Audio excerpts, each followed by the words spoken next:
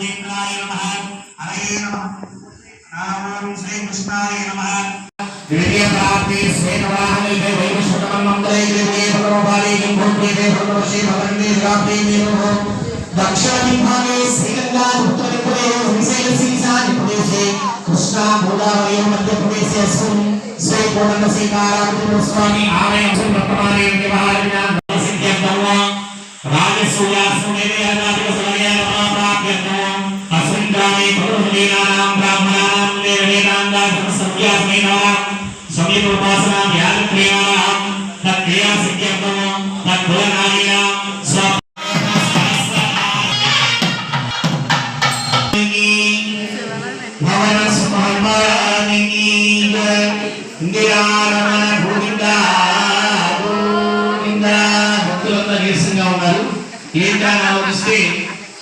రాష్ట్రంలో ఎక్కడ పోలింగ్ పూర్తిగా పూర్తవలేదు. అందుకే అందరూ చాలా మంది నీరసంగా ఉన్నారు. ఎక్కడెన్ని జరిగినా స్వామి కళ్యాణం వరకు చదువుగా జరుగుతుంది కాబట్టి అందరూ హుషారుగా స్వామి నామాన్ని గోవింద గోవింద కళ్యాణోత్సవంలో పంచభూతికలకు దుఃఖమైన కాయం ఇది. పంచభూతాలు లేని శరీరం నడవు. మరి ఈ పంచభూతాలకు విపరీకృతమైన శరీరాన్ని నడపడానికి అనేకమైన ఆహారాలు తీసుకుంటాం.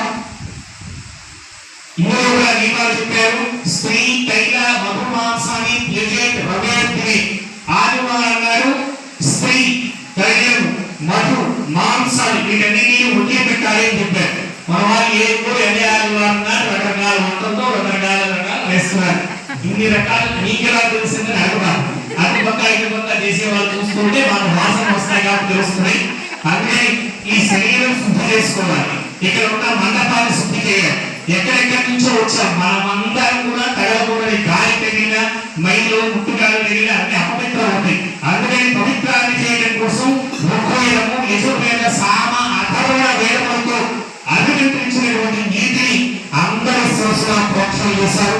శ్రీవారికి ఋతువే ప్రోక్షణ చేశారు. ఇక కళ్యాణ రంగంలోకి ప్రవేశిస్తూ పూర్ణ కుంభస్వాగతాన్ని పలికే సమయంలో అష్టవ వైష్ణవాలకు కలశాన్ని అభినందిస్తున్నారు. శ్రీకృష్ణుని గోవింద గోవింద అంటే పాపాలన్నీ తొలగిపోతాయి. ఎక్కడికి వెళ్తే ఏంటంటే నేను ప్రతిసారి చెప్పే మాటే శాస్త్రం చెప్పే మాటే. చెప్పకుండా ఎవరు కూర్చున్నారో వాళ్ళు కూర్చుంటుకుంటాయి. అందుకని అందరూ ఒకసారి గోవింద గోవింద కలిసి పూర్ణాదరికి పూర్ణ పాత్రం అభినంత్రియ ఓం పూర్ణాదరి పూర్ణ పరాప వస్నే వైశక్రోషక్రతో ఓం పూర్ణకలసాధిష్టాయ పదాయ మహామలాయ త్యష్టమావాదై ఓం విమలాయ నమః ఓం దర్శినీ నమః ఓం జ్ఞానాయ నమః ఓం క్రియాయ నమః ఓం యోగాయ ప్రత్యాయ సత్యే నమః విమలాధిష్టాయ నమః सर्वव्यापूजान्तं नमोते त्वात्माने गन्धं प्रकल्पयामि हम आकाशतत्त्वात्मने पुष्पं प्रकल्पयामि यं वागत्मात्मने राय महाय महागुण्याय महागुणाय समाय भमने नमः सत्यस्यदास्ताने सर्वव्यापूजान्तं नारायणप्रिय सर्वव्यापूजान्तं नारायणाय विद्महे वासुदेवाय धीमहि तन्नो विष्णुः प्रचोदयात् ओम पूर्णब्रह्मादिशाने नमः विजयविराजनान्तो वेदाः वेदं पुरुषं महान्तं आदित्यवर्णं वस्तुवारे सर्वाणि रूपाणि चिन्त्यतेः नामानि कृत्वा अभिधन्यनास्ते दिव्यमङ्गलविराजं संदर्शयामि विराजनान्तं सुखासनं समर्पयामि राजा रामचन्द्र भगवानिकी ओम महाराजोपचारस्य स्वाहा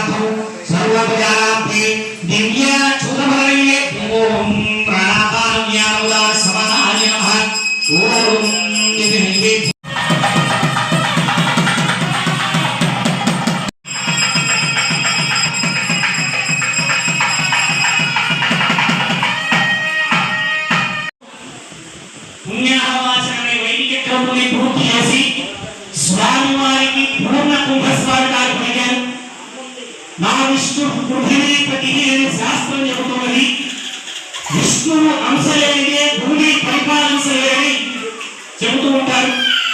అటువంటి విష్ణువు అంశ అయినటువంటి సాక్షాత్తుగా శ్రీరామచంద్రమూర్తికి దివ్యమైనటువంటి పూర్ణకుంభ స్మారకాన్ని పలికి స్వామివారి కళ్యాణ కర్తుల్లో ఆదం జగద్రక్షణార్థమని ఈ గ్రామాన్ని, ఈ దేశాన్ని, ప్రపంచాన్ని మొత్తాన్ని రక్షించమయ్యాని స్వామివారికి దివ్యమైనటువంటి కంకణాన్ని ధరింపజేశారు.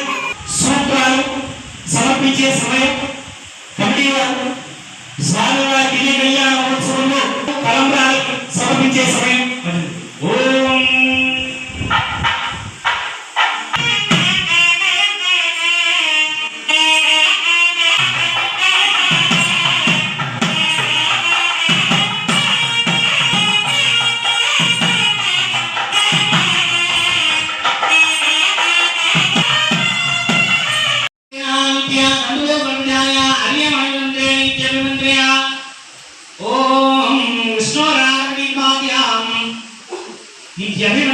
ओम विष्णु नाम विष्णु कृष्ण विष्णु स्मृतेस्तु विष्णु स्योत विष्णु द्रोमसि वैष्णवमसि विष्णुवेत्वा ओम यज्ञोपवीतानिष्ठां देवताय नमः गायत्री सावित्री सरस्वती नाथाय नमः अनुग्रहीताम् ओम विश्वव्याप्त विष्णुनाम्ने नमः नारीणाम् अंजलिवास वासुदेवाय नमः इंद्रे प्रभवा दैत्यरूप प्रह्लादाय नमः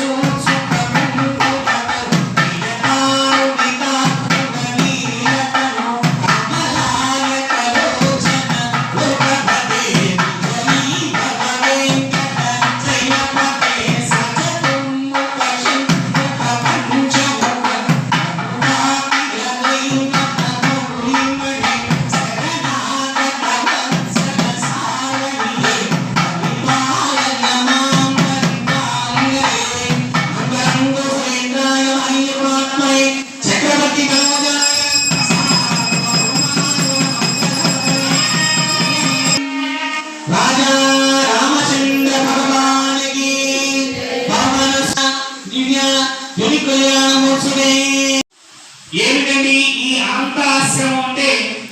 లోకంలో అనేకమైనటువంటి ఆశ్రమ ధర్మాలు ఉన్నాయి. మొట్టమొదటిది బ్రహ్మచర్యాశ్రమం.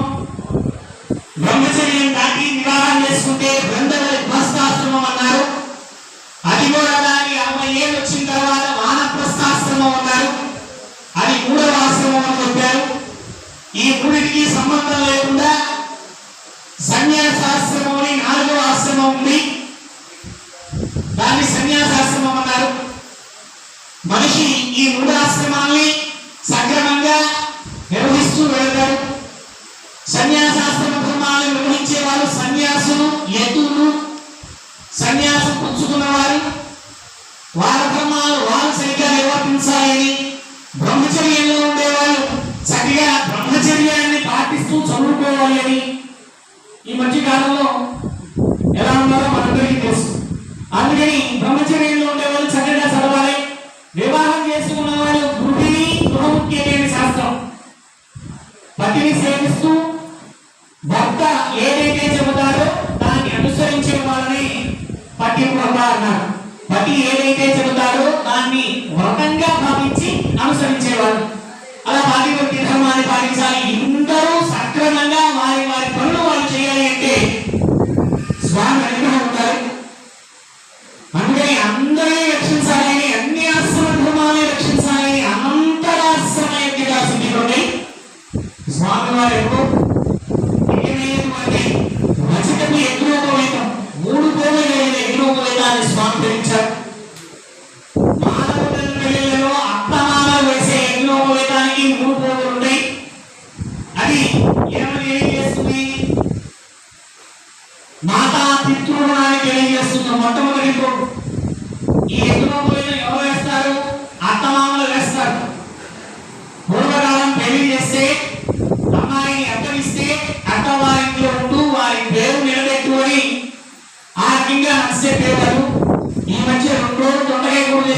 మూడో రోజు ఇంటికి వచ్చేయమంటున్నారు. ఏంటంటే రెండో రోజు ఉండకపోయినా అంటున్నారు. కానీ ఎట్లో ఇంటి వేసేటప్పుడు ఏం చెబుతారు? మాతా పితృణం, అయినా నిన్ను కన్నటువంటి నీ తల్లిదండ్రులు నువ్వు జాగ్రత్తగా చూసుకొని ఆ యజ్ఞోపవీతంలో మొదటి కూడా ఉంటుంది.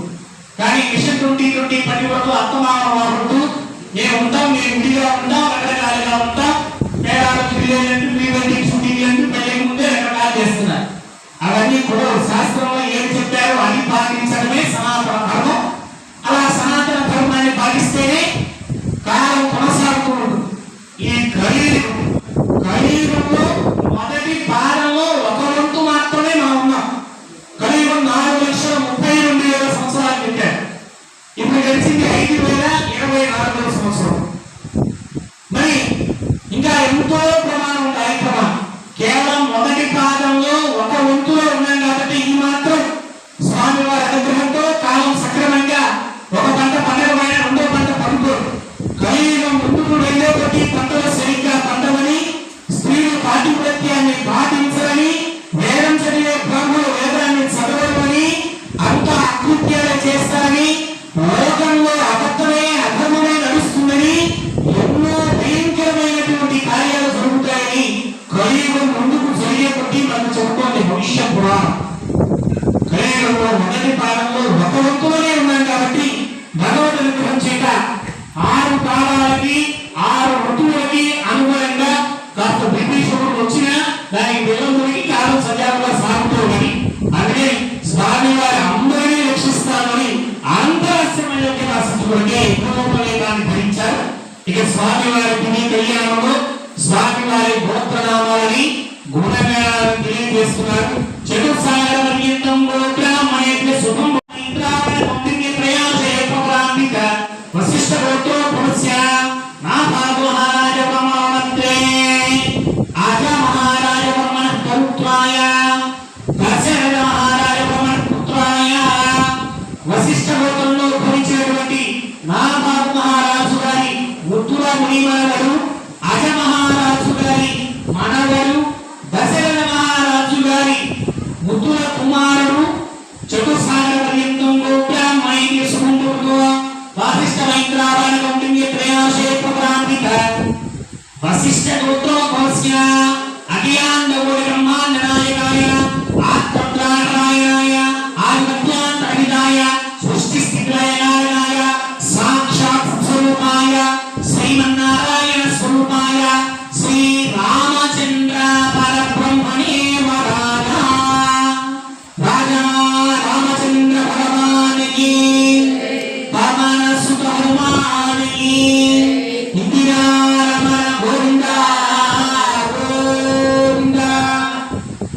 స్వామివారి క్వాలిఫికేషన్ అనంత వేదములని ఉపయోగించేసి భక్తులను అనుగ్రహించడం కోసం ఆది విష్ణువైన అవతారము దాల్చి కర్మఫలమును సగిన పుణ్య భూమిపై అడుగుపెట్టి తాను కష్టాలు అనుభవిస్తూ మనుషులకి మార్గదర్శకాన్ని చూపించినటువంటి దైవతమే రామచంద్రమూర్తి.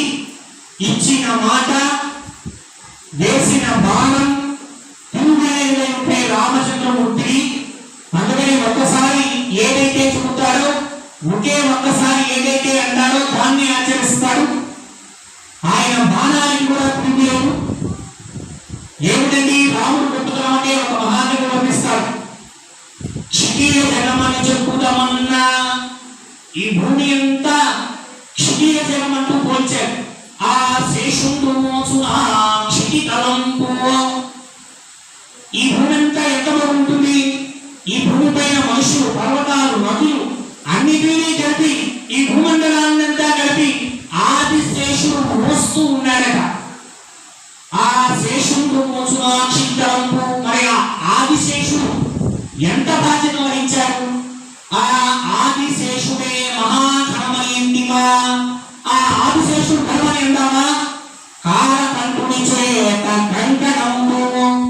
పరమశివుడి మెడలో కంకణంలా ఆభరణంలా ఉన్నాడట సర్పరూపంలో. మరి ఇంత భూమిని మోసిన ఆ సర్పము గొప్పదా అంటే పరమశివుడి మెడలో కంఠం అని చెప్పారు, ఆభరణం అని చెప్పారు. మరి ఆ పరమశివుడి గొప్పదనం అందామా? కైలాస పర్వతమున కాపురము. మరి ఆ పరమశివుడు ఏమన్నా గొప్పవాడా అంటే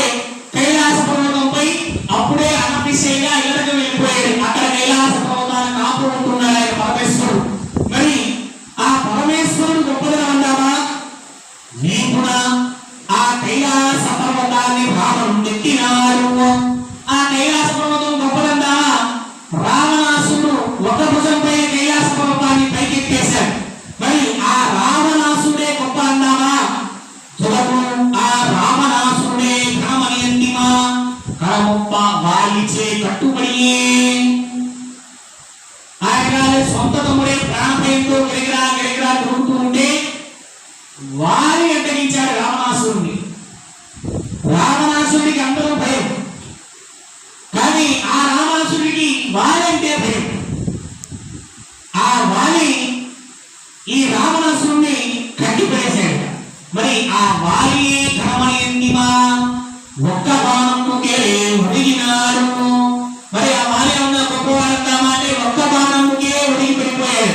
మరి ఆ బాణం వేసింది ఎవరండి? తులకు. ఆ భీమశిరమే ఘనమయంతిమా శ్రీరామచంద్రుని చేతిలోని. మరి ఆ వచ్చిన బాణం గొప్ప, ఆ వేసిన వారు గొప్ప అంటే శ్రీరామచంద్రుడే ఘనమయంతిమా బాసురహువయాన బాగినారు. చిన్న చెట్టుకి ఎవరు గొప్పయ్యా అంటే ఎవరైతే భగవంతుని లాభశేషాం జగశేషాం పదశేషాం పరామోహ ఏషాం ఇందీవస్యామో హృదయస్థో జనార్దనః. హృదయంలో రాముణ్ణి ఎవరైతే పెట్టుకుంటారో వాళ్ళు గొప్పవారిని పోల్చుకుంటూ వచ్చారట. అంత విశేషమైనటువంటి రామచంద్రమూర్తి దివ్య కళ్యాణంలో స్వామి వారి గోత్రనామాలని వశిష్ఠ గోత్రంలో ఉద్భవించినటువంటి నాభాకు మహారాజు గారు, అజ మహారాజు గారు, దశరథ మహారాజు వారి యొక్క ఉత్తర కుమారుడుగా ఇక్కడ శ్రీరామచంద్రమూర్తిని తెలియజేశారు. గోవింద గోవింద ఆంగేరాయాస్య నూతనత్రయార్జే ప్రవరాన్విత నూతన గోత్రో భవస్య స్వర్ణరోమ మహారాజవర్మణో నత్రీం చితుసాగర పర్యంతం గోబ్రాహ్మణేభ్యః సమపోదు ఆంగేరాయాస్య నూతనత్రయార్జే ప్రవరాన్విత నూతన గోత్రో భవస్య హస్వరోమ మహారాజవర్మణ పౌత్రీం చతుస్సాగర పర్యంతం గోబ్రాహ్మణేభ్యః సమపోదు ఆంగేరాయాస్య నూతనత్రయార్జే ప్రవరాన్విత నూతన గోత్రో భవస్య శ్రీరధ్వజ జనక మహారాజవర్మణ పుత్రీం అఖిలాండకోటి బ్రహ్మాండ నాయకీం తత్వాతీతాం సచిదానందరూపిణీం చంద్రవంశప్రదీపికాం శ్రీ సీతానామ్నీం కన్యాం. గోవింద గోవింద పరమానికి స్వామివారు గౌతమ గోత్రంలో ఉద్భవించినటువంటి స్వర్ణలోమ మహారాజు గారి యొక్క మనవరాలు, హస్వరోమ మహారాజు గారి యొక్క మనవరాలు, జనక మహారాజు గారి యొక్క కుమార్తె, సాక్షాత్తుగా లక్ష్మీదేవి అంశ అయోనిజ. జనక మహారాజు గారు దివ్యమైన కృపను చేద్దామని భూమిని దున్నగా భూమిలో బంగారపు పెట్టెలో దొరికినటువంటి అమ్మవారు సీతమ్మవారు భూమి నుంచి ఉద్భవించిన అమ్మవారు అయోనిజగా తెలియజేస్తూ సాక్షాత్తు లక్ష్మీదేవి అంశగా ఈనాటి పెండ్ల కుమార్తె సీతమ్మ వారిగా తెలియజేస్తున్నారు. గోవింద రాజా రామచంద్ర భగవానికి జై. అమ్మవారి గోపనామాలు స్వామి వారి గుణగణాలను తెలియజేశారు. ఇక వీళ్ళందరికీ ముఖ్యమైనటువంటి కార్యసిద్ధి ఆంజనేయుడు. ఎవరంటే ఈయన గారంటే సీతమ్మ వారిని వెతికే సమయంలో వానర మూకలో ప్రముఖుడైనటువంటి వాడే ఆంజనేయుడు చెప్పారు. ఈయన గారు బాల్యంలోనే సూర్యుడిని చూసి తినేటువంటి పంటలుని ఒక్క ముక్కున ఎక్కి సూర్యమండలాన్ని చేరి సూర్యుడిని తిందామని చూస్తే దేవేంద్రుడు వజ్రాయుధాన్ని వదిలిపెడితే ఆ వజ్రాయుధం ఆయన గారి దవడ, దానిని హను అన్నారు. ఆ హనుకి తగిలితే అది కాస్త ఉబ్బి ఆయన గారు సొమ్మసిల్లి కింద పడిపోతే మళ్ళీ దేవతలు రక్షించారు. అందుకే ఆయన గారికి దేవేంద్రుడు వదిలిన బాణం తగిలినటువంటి వజ్రాయుధం తగిలి హనుమా అన్నారు. ఆనాటి నుంచి ఆయన గారి శక్తిని ఆయన గారు కోల్పోయేలా శాపాన్ని ఇచ్చారు. అందుకే ఆంజనేయ స్వామి భగవానికి తెలియదు. ఆయన గారిని కాస్త పొగిడితే ఎంతటి కార్యాన్ని సాధిస్తాడు. శతయోజన లవణ సముద్ర విస్తీర్ణమైనటువంటి ఆ శతయోజన లవణ సముద్రాన్ని దాటాడు. శతయోజన లవణ సముద్రం అంటే ఈనాడు మనవాళ్ళు సైంటిస్టులు అంతా లెక్క వేసి క్యాలిక్యులేటర్ లో కొట్టారు. కానీ అలానే దాన్ని గణితం కట్టి చెప్పారన్నమాట. శతయోజనములు 100 యోజనములు. ఒక యోజనం అంటే దివ్యమైనటువంటి కోట. అలాంటి 100 యోజనాలు కలిగిన లవణ సముద్రాన్ని ఒక్క రూపుని ఎక్కి మధ్యలో సింహిక అనే రాక్షసుని సంహరించి, లంకిని అనే రాక్షసుని సంహరించి లంకానగరంలో ప్రవేశించి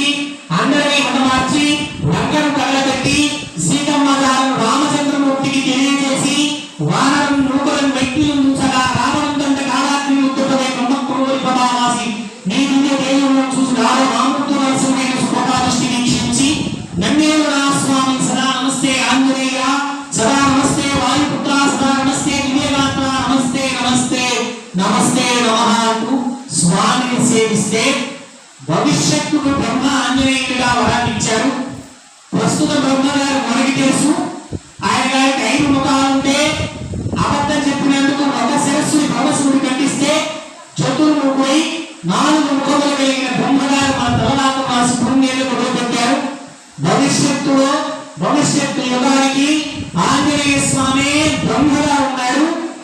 ఆయన గారు మన తలరాతలను సక్రమంగా రాయాలి అంటే ఈనాడు రామచంద్రమూర్తిని సక్రమంగా సేవిస్తే, ఈ రికమెండేషన్ మనకు పనిచేస్తే ఉత్తర జన్మలో భోగభాగ్యాలతో ఎన్ని భోగభాగ్యాలన్నా ఉండి నిండా రోగాలు ఉంటే ఏం ఉపయోగం లే. తీపి తినక భయం, పురుగు తినక భయం, ఊరగాయ భయం, ఉప్పు భయం, అన్ని భయాలే. దిగ్గి షుగర్లు రోగాలు, ఈ రోగాలేమీ లేకుండా రామచంద్రమూర్తి చక్కగా రక్షించి కాపాడాలి అని స్వామివారికి కళ్యాణాన్ని సేవిస్తూ అమ్మవారి స్వామివారి గోత్రనామాలు తెలియజేస్తూ హనుమత్ వైభవాన్ని తెలుసుకుంటూ రాబోయే ఈ మాసమే వైశాఖ మాసం. ఈ మాసంలో జూన్ 1వ తారీఖు హనుమత్ జయంతి ఆంజనేయ స్వామికి ఇంకా వైభవంగా ఉత్సవాలు మనాలయంలో నిర్వహించాలని మంచి సంకల్పంతో స్వామివారి కళ్యాణంలో పాద ప్రక్షాళన అనే ఘట్టం జరుగుతున్నది. బ్రహ్మ కలిగిన పాదం ఒక బాణం భూమండలానికి వచ్చి రెండవ బాణం బ్రహ్మలోకంలో పెడితే ఇక్కడ 2 బాణాలని కలిగే అవకాశం కళ్యాణ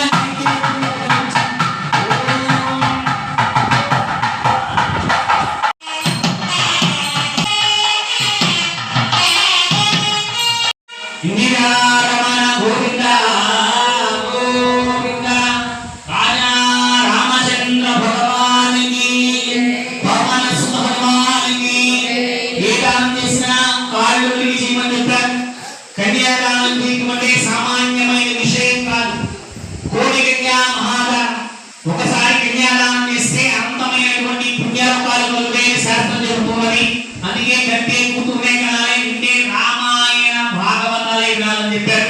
కానీ ఇక్కడ స్వామివారి కళ్యాణాన్ని చేయడంతో ఏమిటండి లాభం అంటే, ఏ పూజ చేసినా భార్యను తన కుడి పక్కన ఎడమ పక్కన కూర్చోబెట్టుకుని అర్థాన్ని ఎంటూ కంకణాలను ధరింపజేసుకుని వాళ్ళ వంశాభివృద్ధి కోసం ఆడపిల్ల అక్కడి నుంచి ఇక్కడికి వచ్చింది కాబట్టి తన ఇంటి పేరు మార్చుకుని గోత్రాన్ని మార్చుకుని ఈ విధంగా ఏ పూజ చేసినా వీళ్ళ అత్తవారింటి దగ్గర పుణ్యం వస్తుంది. కానీ ఇటువంటి కళ్యాణ కర్తం చేసినప్పుడు పుట్టింటి వారికి కూడా ఈ పుణ్యం లభిస్తుంది. అందుకని దేవతా కళ్యాణ అవకాశం అంతవరకు పాల్గొన్నారు. ఇగో ఈనాటి దేవతా కళ్యాణం ఈ దంపతులు కలిగిన భాగ్యం. స్వామివారి మహాసంకల్పాన్ని నిర్ణయిస్తున్నాం. అందరూ కూడా ఈ సమయంలో మనం ఏదైతే కోరుతామో అది నెరవేరుస్తారు. మీకు ఏ కోరిక కోరాలో మనసు ఆలోచించుకోండి. గోవిందా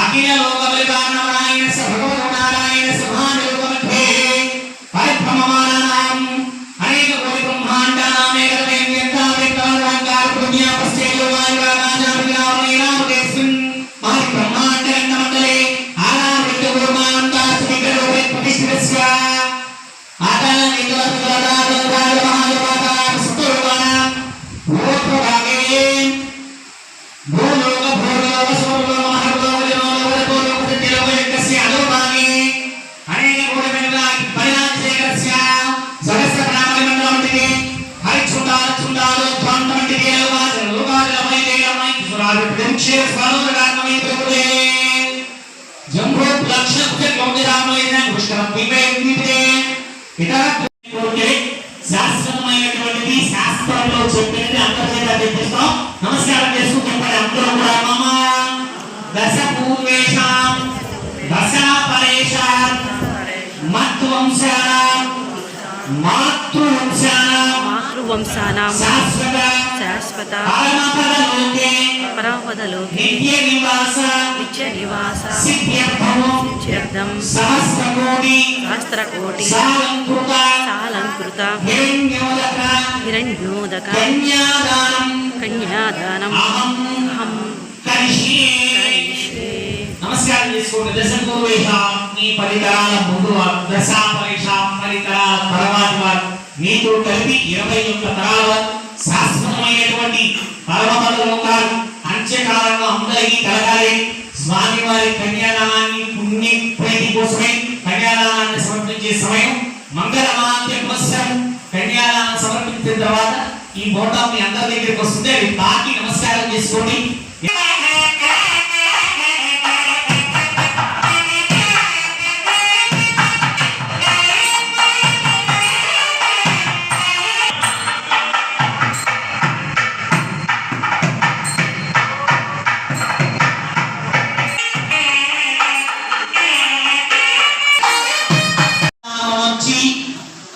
ఇక సుముహూర్త సమయమాసనమవుతోందో లేదా సుముహూర్త మంగళ లగ్నాష్టకాలు పరిపజేస్తారు. వాస్తవంగా కన్యాదానంలోనే అప్పగింతలు కూడా జరిగిపోతాయి. అల్లుడు గారితో కొన్ని ప్రమాణాలు చెప్పిస్తారు. మేము ఎక్కడ ఏ పెళ్లి చేసినా శాస్త్రబద్ధంగా ఇలాగే చెప్పించి అల్లుడు గారితో చేయిస్తాం. ధర్మేచారు నాయన నీకు ధనం సంపాదించడం వరకే నీ ముందు కానీ అది ఖర్చు పెట్టేటప్పుడు మా అమ్మాయి పర్మిషన్ ఉండాలని మొట్టమొదటి ప్రమాణం. అభ్యచ నీవు ఏ ధర్మ కార్యాలు చేసినా మా అమ్మాయి ఎప్పుడు నీ వెంటే ఉండాలి అని.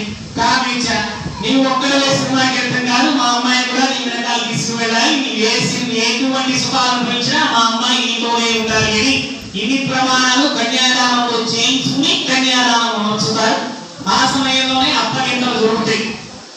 కన్యాదానంలో ఉండే వైశిష్ట్యం ఏమిటంటే సశాస్త్రీయంగా వివాహం చేస్తే వేద మంత్రముల బలం ఆ ముహూర్తం యొక్క గొప్పతనంతో ఎన్ని ఆటంకాలు వచ్చినా దాంపత్య జీవితం కొనసాగుతూనే ఉంటుంది. ఎన్ని ఒడిదుడుకులు వచ్చినా కన్యాదానం చేసే సమయంలో ఏమవుతుంది? వైదిక క్రతువు కన్యా దశపూర్వేషాం దశాపరేషాం సహస్రకోటి సారం కూడా హిరణ్యోగ కన్యాదానమహం కలిష్యే అని చెప్పి ఆ కన్యాదానం తుభ్యమహం సంప్రదతే అని చెప్పిస్తాడు.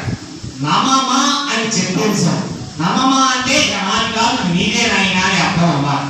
ఏ వివాహం చేసినా కన్యాదానం తుభ్యమహం సంప్రదతే అని ఆ కన్యాదానం బోండం అల్లుడు గారి చేతిలో వదిలిపెట్టిస్తాడు.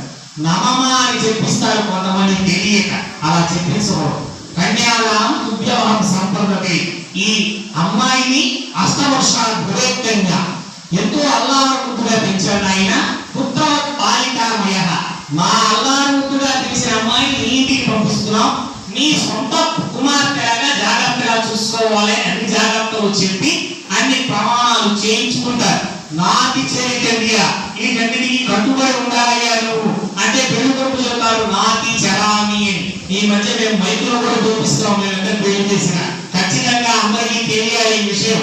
మూడు బంధం ఏడుగుల సాక్షి అంత నిజమైనటువంటి వివాహ క్రతువుని వైదిక ధర్మాన్ని మన వాళ్ళు పక్కలో పట్టించి రకరకాలుగా ఈ మధ్య ఆడంబరాల కోసం శాస్త్రాన్ని పక్కలో పెట్టిస్తూ మనకు నచ్చినట్లుగా కళ్యాణాన్ని వివాహాలు చేసుకుంటున్నారు. కానీ శాస్త్రం ఏ విధంగా చెప్పిందో ఆ విధంగా దాన్ని ఆచరిస్తే ఈ దంపతుల జీవితం 200 కొనసాగుతుంది. ఎన్ని ఒడిదుడుకులు వచ్చినా. ఇక్కడ కన్యాదానాన్ని ఎవరు ఉంటారు? సహస్రకోటి సాగుకుంటాం.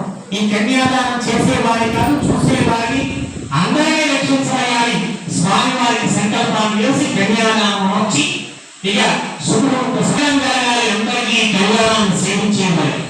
అందుకని మంగళ లగ్నాష్టకాలను పఠనం చేస్తున్నారు. సేవించండి. గోవిందా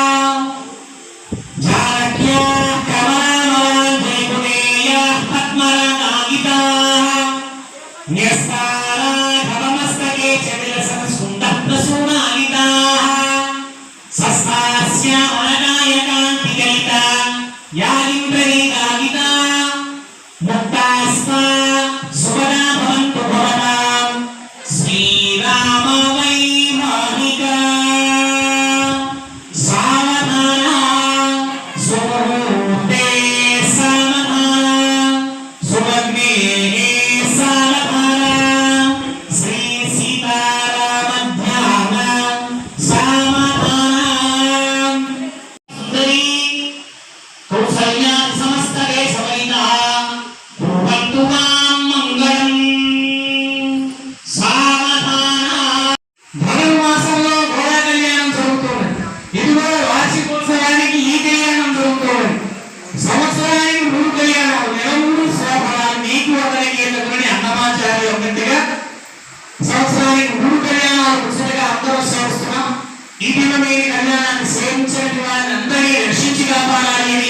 మంగళాశాసనం చేస్తూ 22 రోజుల మంగళవాద్యముల ఘోషతో సుముహూర్త సమయాన శ్రవణ చేయబడే సమయం గోవిందా.